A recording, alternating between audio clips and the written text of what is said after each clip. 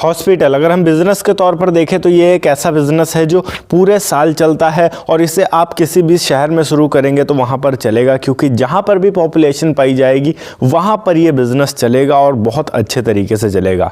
आज की इस वीडियो में आपको पता चलने वाला है कि क्या ज़रूरी डॉक्यूमेंट्स चाहिए एक हॉस्पिटल को शुरू करने के लिए, कौन कौन से रजिस्ट्रेशन कराने पड़ते हैं, कितनी लागत आती है और आप इससे कितनी कमाई कर सकते हैं, और भी कई सारी चीज़ें हॉस्पिटल बिज़नेस से रिलेटेड सिर्फ और सिर्फ इसी वीडियो में। तो वीडियो को लास्ट तक ज़रूर देखिएगा। हेलो एंड वेलकम फ्रेंड्स, मेरा नाम है अनूप सिंह और आप देख रहे हैं आपका अपना यूट्यूब चैनल। इसी तरीके से और भी एजुकेशन से रिलेटेड वीडियोस को देखने के लिए इस चैनल को भी सब्सक्राइब करें और हाँ, साथ में आने वाले बेल आइकन को भी प्रेस कर दें ताकि आप किसी भी लेटेस्ट वीडियो की लेटेस्ट अपडेट मिस ना कर सकें। So let's get started.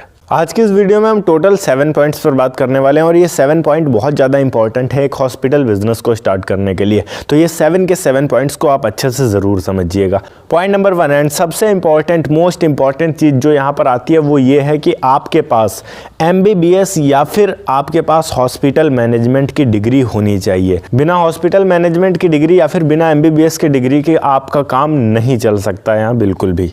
चलिए यहाँ पर हम लाइसेंसेस की बात करते हैं कि कौन कौन से लाइसेंस लगने वाले हैं अगर आप इस बिज़नेस को स्टार्ट करते हैं। तो सबसे पहले तो आप हॉस्पिटल के अंदर अगर दवाइयाँ रखते हैं तो यहाँ पर आपके पास एक रिटेल ड्रग लाइसेंस होना चाहिए, क्योंकि आप दवाइयाँ बेच रहे हैं मरीजों को। दूसरी चीज़ यहाँ पर आपके पास अगर आप अपने हॉस्पिटल में एम्बुलेंस रखते हैं तो आपके पास उस एम्बुलेंस को रजिस्टर करवाना होगा। RTO ऑफिस से आपको परमिशन उसकी लेनी पड़ेगी। इसके अलावा आपको यहाँ पर पुलिस रजिस्ट्रेशन कराना पड़ेगा। वो इसलिए इम्पॉर्टेंट है क्योंकि कल को अगर कोई मरीज वाला या फिर किसी भी तरीके का कोई भी इंसान बवाल करता है हॉस्पिटल में आकर, या फिर कोई भी केस आता है आपके पास जो कि पुलिस से संबंधित है, तो आपको पुलिस को इन्फॉर्म करना होगा। या कोई भी बवाल हुआ हॉस्पिटल में तो पुलिस फोर्स सबसे पहले आपके हॉस्पिटल को आके संभालेगी, आपको ज़्यादा समस्या नहीं होगी। इसलिए ये बहुत ज़्यादा इंपॉर्टेंट है। इसके अलावा यहाँ अगर हम बात करें GST, तो GST रजिस्ट्रेशन आपके पास होना चाहिए, क्योंकि यहाँ पर एक बड़ा सा बिजनेस है ये। इसमें प्रॉफिट काफ़ी ज़्यादा होता है कई केसेस में। तो ऐसे केसेस में जब प्रॉफिट ज़्यादा होगा तो आपको अपने प्रॉफिट को शो करना होगा गवर्नमेंट के आगे, और उसका जो टैक्स बनेगा वो आपको देना पड़ेगा। तो GST रजिस्ट्रेशन होना चाहिए आपके पास। और इसके अलावा last and final business registration आपके पास होना चाहिए। पॉइंट नंबर 3, अब यहाँ पर हॉस्पिटल आपको खोलना कहाँ पर है, ये एक इंपॉर्टेंट चीज़ आता है।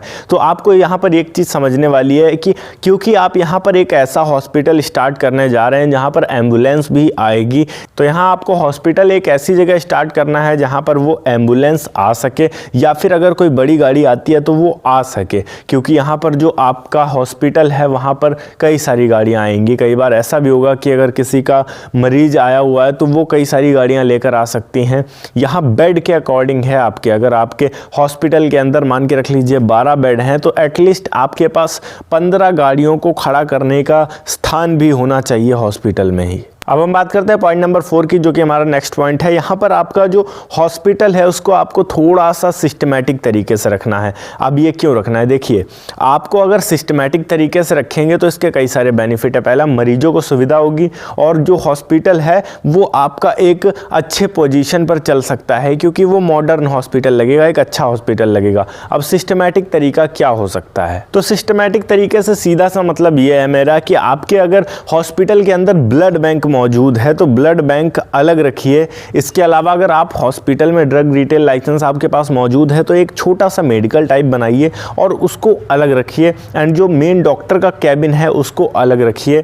ये सारे कैबिन्स को अलग अलग रखिए और मरीजों को पता होना चाहिए कि हमें कहाँ जाना है और कैसे जाना है। अगर आपके पास अलग अलग व्यवस्था है तो आप जो आंखों के डॉक्टर हैं उनका संपर्क रखिए और उनका कैबिन एक अलग रखिए। इस तरीके से आपको कैबिन वाइज बना के रखना है, ऑफिस वाइज बना के रखना है। तो जो कस्टमर्स आएंगे या जो मरीज आएंगे आपके पास, उनको ये पता होगा कि हमें अगर ब्लड से रिलेटेड कोई प्रॉब्लम है तो इधर जाना है, अगर डायरेक्ट बॉडी में कोई प्रॉब्लम है तो इधर जाना है, या फिर हमें आँखों में कोई प्रॉब्लम है तो आई वाले डॉक्टर के पास जाना है। इस तरीके से सिस्टमैटिक तरीके से आप रख सकते हैं अपने हॉस्पिटल को। अभी बात करते हैं यहाँ पर हमारा इन्वेस्टमेंट कितना होने वाला है और अर्निंग कितनी होने वाली है। देखिए, अगर आप एक सर्वगुण संपन्न हॉस्पिटल खोलना चाहते हैं जहाँ पर आपका एम्बुलेंस भी हो, अच्छी बिल्डिंग भी हो, अलग अलग कैबिन्स भी हो, सब कुछ मौजूद हो उस हॉस्पिटल के अंदर तो 50 से 60 लाख रुपए आपके इन्वेस्ट होंगे एक अच्छे हॉस्पिटल को खोलने में।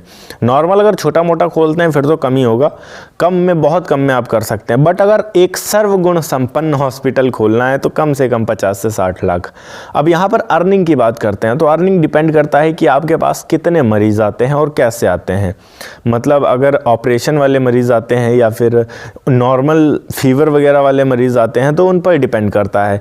इसमें कोई अर्निंग फिक्स नहीं रहती है। हो सकता है कि किसी मंथ आपके 5 से 6 लाख रुपए भी अर्न कर लें, हो सकता है कोई मंथ ऐसा गया जिसमें आपका 50,000 भी अच्छे से नहीं हो पाया, तो ये कंफर्म नहीं है। बट ऑल ओवर बात करें तो यहाँ पर प्रॉफिट अच्छा ही रहता है, हमेशा प्लस में ही रहता है।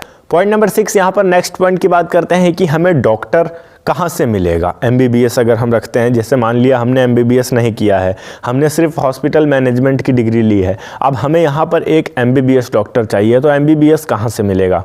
आप ये देखिए आपके नियर बाई जो मेडिकल कॉलेज है जहाँ से MBBS किया जाता है, आप वहाँ पर जितने भी स्टूडेंट्स हैं जो कि इस साल MBBS फाइनल करने वाले हैं या बाहर निकलने वाले हैं पढ़ के अच्छे से, उनसे बात कर सकते हैं। उनसे किस तरीके से बात कर सकते हैं आप, यहाँ पर आपके पास 2 ऑप्शन है। या तो आप उनसे बात कर लीजिए कि मैं आपको पर मंथ में इतनी सैलरी दूंगा, या दूसरा ऑप्शन जो मुझे सबसे ज़्यादा सही लगता है कि हम जितना भी कमाएंगे उसके जो प्रॉफिट का हिस्सा होगा उसमें हमारा और आपका आधा आधा होगा। यहाँ हॉस्पिटल आपने बनवाया, इन्वेस्ट आपने किया, सब कुछ आपका है, बट वो MBBS डॉक्टर है इसलिए वो पूरी तरीके से आपके हॉस्पिटल को संभाल सकता है। तो यहाँ जितना प्रॉफिट होगा आपका और उनका हाफ हाफ होगा। यहाँ पर ऐसा होगा कि आपका भी कुछ लॉस नहीं होगा और उनको भी कोई प्रॉब्लम नहीं होगी। बट यहाँ अगर सैलरी में बात करें तो सैलरी में चांसेस हैं कि भाई लॉस हो सकता है, क्योंकि हो सकता है किसी मंथ आपका प्रॉफिट ज़्यादा नहीं हुआ, बट फिर भी आपको डॉक्टर को सैलरी तो उतनी ही देनी पड़ेगी। बट अगर आप लोग पार्टनरशिप में रहेंगे तो यहाँ प्रॉफिट ये रहेगा कि अगर ज़्यादा अर्निंग हो गई तो भाई ज़्यादा हम लोग बांट लेंगे, अगर कम अर्निंग हुई तो फिर कम ही बांटेंगे, बट बांटेंगे।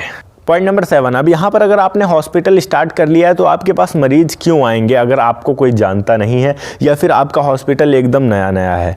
2 ऑप्शन है यहाँ पर आपके पास कि आप अच्छे तरीके से अपने हॉस्पिटल में ज़्यादा से ज़्यादा मरीजों को ला सकते हैं। ये ऑप्शन कौन कौन से आते हैं। पहला ऑप्शन, आपके वहाँ जितने भी आसपास में सरकारी हॉस्पिटल वाले एम्बुलेंस वाले हैं उनसे आपको बात कर लेना है। इसके अलावा यहाँ पर जितने भी गवर्नमेंट हॉस्पिटल में जो काम करने वाले आशा कर्मी होती हैं आप उनसे कांटेक्ट कर सकते हैं। इससे क्या होगा मैं आपको बताता हूँ।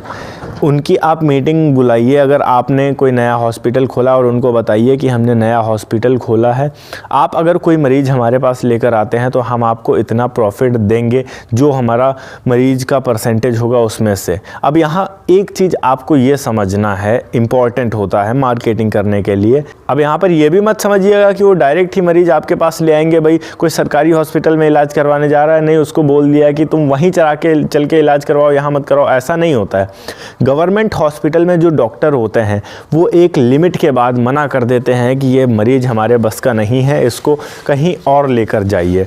अब वैसे केस में क्या होगा कि जो एम्बुलेंस वाले होंगे वो सजेस्ट कर सकते हैं मरीज़ के फैमिली वालों को कि हमारे जानने में एक अच्छा प्राइवेट हॉस्पिटल है, आप वहाँ ले जा सकते हैं इस मरीज़ को और वहाँ पर ले जाकर आप इलाज करवा सकते हैं। अब उस एम्बुलेंस वाले ने या फिर आशा कर्मी ने सिर्फ मरीज़ को सजेस्ट किया है कि आपका मन है तो आप वहाँ जा सकते हैं, वरना यहाँ आपसे कोई ज़बरदस्ती नहीं की जा रही है।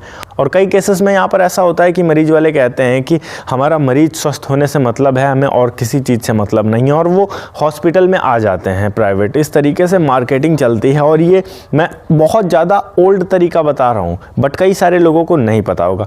आज अगर हम इंडिया में उठाकर बात कर लें तो जितने भी पूरे इंडिया में आशा कर्मी या सहायिका या फिर आपके स्टेट में जो भी बोला जाता है वो, या फिर इसके अलावा जितने एम्बुलेंस वाले हैं ये मिल के काम कर रहे हैं, सबका कंबाइन सिस्टम चल रहा है और इस तरीके से हॉस्पिटल्स के अंदर मरीज आते हैं।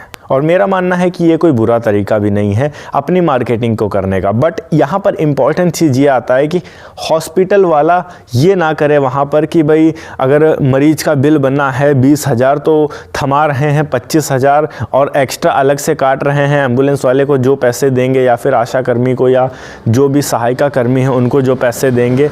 ये चीज़ गलत हो जाता है। फिर देखो जितना इलाज का पैसा बन रहा है आपको उतना ही पैसा लेना है और उसी में से एम्बुलेंस वाले को या फिर जो सहायिका होगी आशा कर्मी होगी जो आपके हॉस्पिटल तक मरीज को लेके आया है उसको देना है। और यहाँ पर अगर आप इलाज से ज़्यादा पैसे चार्ज करते हो तो ये पूरी तरीके से इलीगल होगा। ओके गाइस, ये थी एक छोटी सी वीडियो कि किस तरीके से आप एक हॉस्पिटल का बिजनेस स्टार्ट कर सकते हैं। अगर वीडियो अच्छी लगी हो तो वीडियो को लाइक करके चैनल को सब्सक्राइब जरूर कर दीजिएगा। मैं मिलता हूँ आपको नेक्स्ट वीडियो में एक नए टॉपिक के साथ। तब तक के लिए जय हिंद, वंदे मातरम।